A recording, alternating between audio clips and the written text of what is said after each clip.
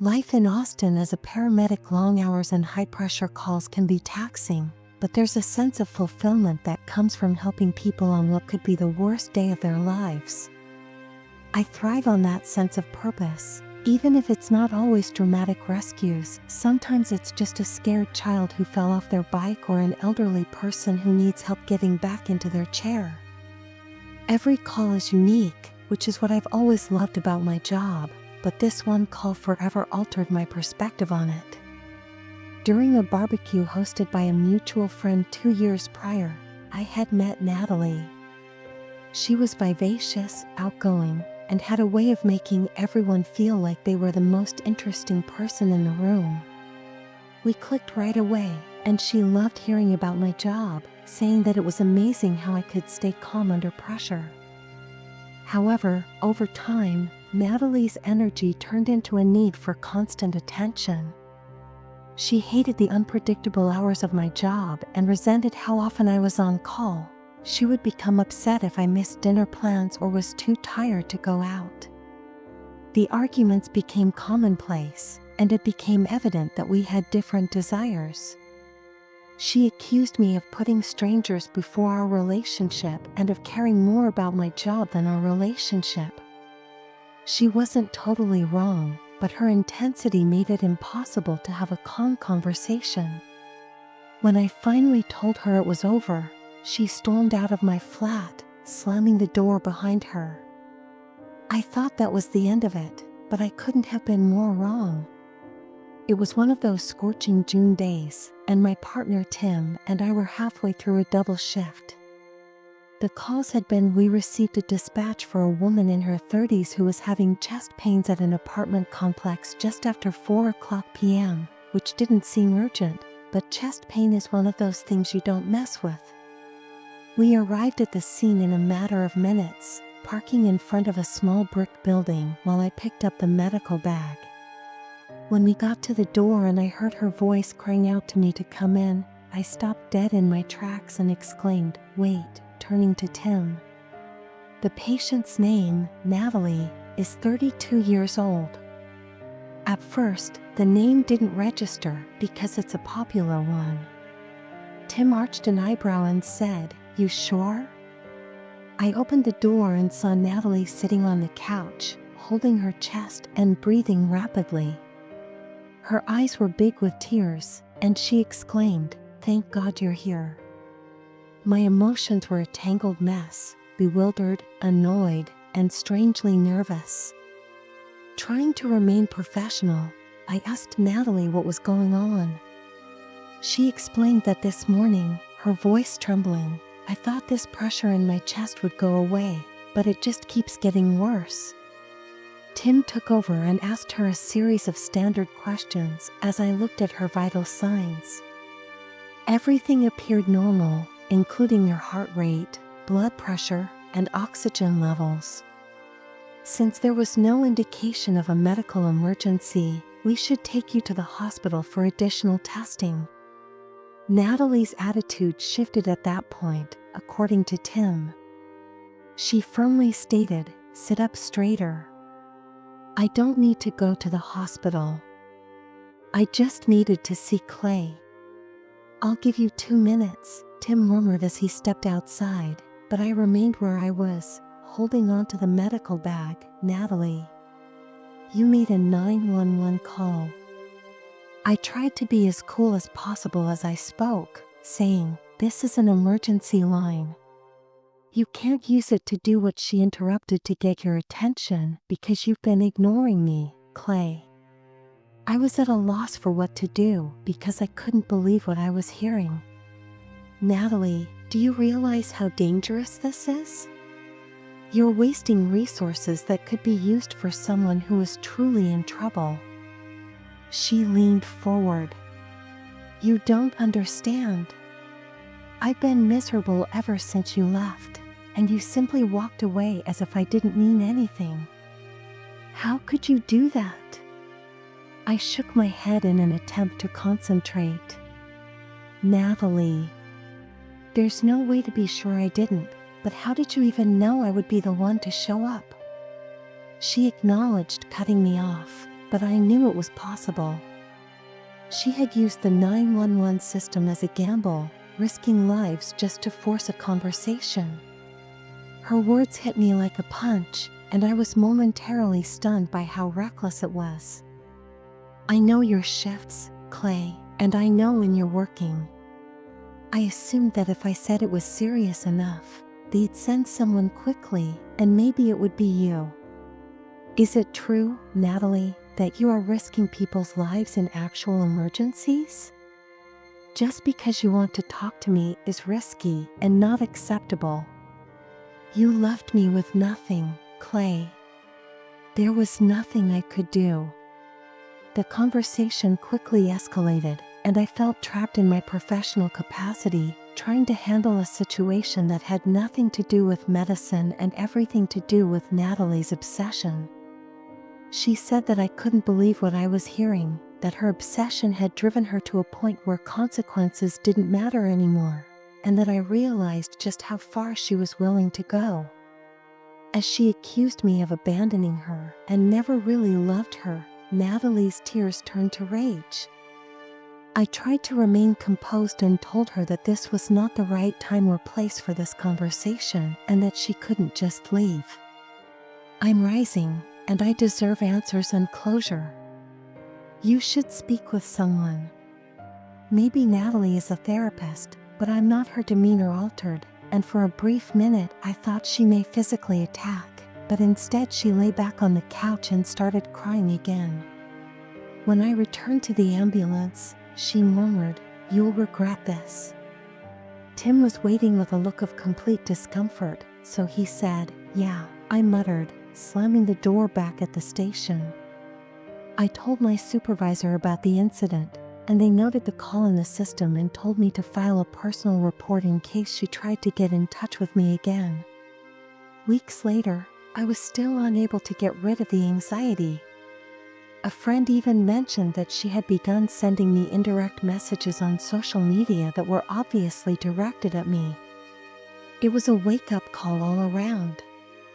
Natalie's actions weren't just manipulative, they were dangerous. She abused an emergency service to force a confrontation, putting other lives at risk in the process, as paramedics were trained to handle medical crises. But no one prepares you for the emotional toll of something like this. It made me realize how vulnerable we can be both on and off the job to anyone in my field or any profession where personal boundaries can blur. Take situations like this seriously, protect yourself, set boundaries, and never underestimate how far someone might go to regain control after a rough breakup. The idea of starting over with someone new felt daunting, but after almost 1 year I was finally ready to move on. Her name was Jenna, and we hit it off instantly. She was warm, easygoing, and had this infectious laugh that made everything feel lighter. For the first time in months I was excited about the future as a fitness trainer, trying to make the most of it. I work long hours almost every day, so having someone who brought calm and balance to my life was refreshing. We spent our first few weeks together, going on hikes, trying out new restaurants, and just enjoying each other's company. Things were going well until the message came. It was a Tuesday evening, and I had just wrapped up a session with a client. My phone buzzed, and I looked at the screen. It was a text from my ex, Megan. "Be careful," 2 words, that's all it said. I stared at the message, not knowing whether to feel confused or annoyed. I didn't hear from Megan after we broke up a year ago, and although it wasn't the most dramatic breakup, at least that's what I thought. The abruptness of the message confused me, though, because when I showed it to Jenna that night, she shrugged it off as if it wasn't a big deal, saying, "Don't let it bother you."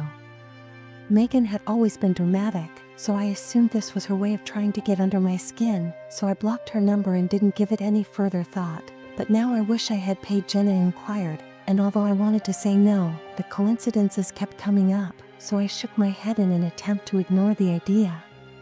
Jenna teased me for overreacting, but something about the situation didn't feel right. Things took a darker turn when my phone started acting strangely. It started with little glitches, apps crashing, random restarts, but then I noticed something far more unsettling. Messages between Jenna and me had been deleted, and new ones appeared that I hadn't sent. I mean, she'd have to know where we are. That's a lot of work just to mess with me, but the discomfort didn't go away. Jenna seemed as alarmed as I did when I showed it to her right away. and she asked, "I don't know, but I'm going to find out." A client of mine who is fairly tech-savvy verified my suspicion that someone had hacked into my phone. The access point was Megan's email, which made my stomach turn. She had gone from sending me cryptic texts to actively interfering in my life. 2 weeks later, while Jenna and I were having lunch at an outdoor cafe, I noticed Megan standing across the street, just staring with her arms crossed and a small smirk on her face. I was unsure of what to do, so I froze, wondering if she was following my gaze. "Yeah," I muttered before I could decide how to respond. "This new girlfriend is Megan," who began to stroll towards us and didn't stop until she was directly in front of our table. Her voice was brimming with irony as she said. When I firmly asked Megan to go, she disregarded me and turned to face Jenna. "You should know he's not who you think he is," she remarked in a calm voice. "You're wasting your time, Megan." I told her to stop standing up since this isn't the place for this, but she persisted in yelling accusations and insults until other customers began to stare. My rage flared at the sight of Jenna's fear, so I yelled, "Enough," and moved to stand between them. The expression on Megan's face changed to one that was almost unfamiliar to me. "After everything we've gone through together, including her spitting, you don't get to move on like this." The last straw was when Megan grabbed Jenna's arm and tried to yank her away from the table. In just a few minutes after I contacted the police, 2 cops showed there to defuse the situation. After hearing our side of the story and looking through the texts on my phone, the officers weren't buying Megan's victim role, and they hauled her into custody for harassment. It was a bizarre moment to witness her get handcuffed. Megan claimed I had led her on and that she was simply trying to chat. The weeks after the confrontation were uncomfortable, and I was torn between feeling relieved and sad because this was someone I had cared about and felt I knew before, but now she was a stranger and a dangerous one. While the restraining order helped, Jenna and I changed our routines, avoided places Megan might know, and I even bought a new cell phone and changed the number completely. Even though Jenna tried to remain strong, I could see how much it had shaken her. She asked one night, "I don't know," and I admitted, "But we're going to be ready if she does." Looking back, I wish I had taken Megan's first message more seriously because it was a warning glimpse into the lengths she was willing to go to maintain control. This experience taught me that ignoring red flags, even small ones, can have serious consequences. People don't always let go as easily as you hope, and when emotions turn into obsession, the results can be dangerous to anyone who can relate to this. Trust your instincts and never underestimate what someone is capable of when they can't let go. Your safety isn't worth the risk. Breaking up with Sean was one of the hardest decisions I've ever made. We had been together for 3 years, and for most of that time he seemed perfect. He was thoughtful, charming, and always knew how to make me laugh, but over time I started to see another side of him: possessive, controlling, and overly intense. The arguments became more frequent and his tendency to hold on to grudges started to weigh on me. I knew I couldn't stay in the relationship any longer. At first it felt like a mature breakup. Sean didn't yell or argue. Instead he just said quietly, "I understand, I want you to be happy." I remember feeling relieved as I left his apartment that day, thinking I had avoided the drama that so often accompanies breakups. I didn't see it then, but now I know his calmness wasn't acceptance, it was a mask for something far more sinister. About 2 weeks after the breakup, I was at work wrapping up a meeting when the receptionist called to let me know I had a package waiting at the front desk. I wasn't expecting anything, but the idea of a surprise brightened my day. The box was small, wrapped neatly in brown paper with no return address inside. I found a framed photo of Sean and me from a vacation we took to Cape Cod the previous summer. Alongside it was a handwritten note, "or the good times." At first, I thought it was sweet, albeit a little odd. I assumed Sean was just feeling sentimental and trying to process our breakup. I didn't think much of it and placed the frame in a drawer, deciding not to respond. The next package arrived at my apartment a week later. This time it was a long rectangular box like the ones florists use for bouquets. I opened it expecting to find flowers, but what I found made my stomach turn. The box contained a dozen dead roses, their petals blackened and crumbling. Beneath them was a note written in Sean's unmistakable handwriting. "This is what happens when love dies." I stood there completely paralyzed, not knowing what to do. My first instinct was to call him, but something stopped me. His note didn't feel like an apology or an attempt to reconcile. It felt like a statement, one meant to unsettle me, and it worked. By this point I was definitely a little on edge. Every knock at the door, every unexpected package made my heart skip. I began to avoid Sean's usual hangouts, worried I'd run into him. Then another package arrived, this time left directly on my doorstep.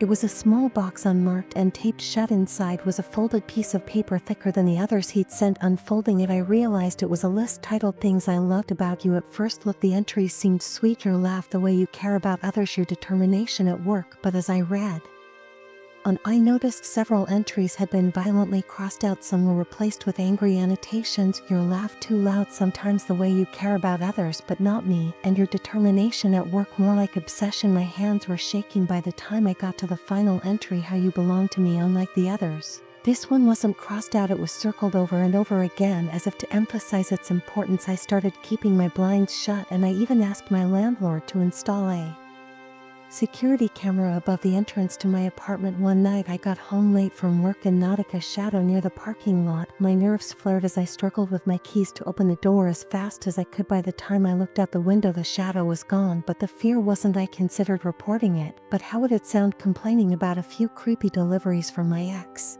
It didn't feel like enough to warrant a report. Instead, I confided in a coworker who offered to walk me to my car after work and check in regularly. His support helped, but it didn't take away the growing sense of dread. The final package arrived a month after the breakup. It was left on my doorstep again. Despite the security camera, when I checked the footage later, all I saw was a hooded figure approaching my door, the grainy video offering no clues about the person's identity. The box was heavier than the others, and when I opened it, my breath caught in my throat. Inside was an empty picture frame. The glass was spotless, the edges polished, but there was no photo. Tucked inside was a single piece of paper with a message that chilled me to my core: "Now you have nothing." I called the police that night. The officer who came to my apartment listened patiently as I explained everything: the packages, the notes, the shadow near my parking lot. He filed a report and advised me to get a restraining order.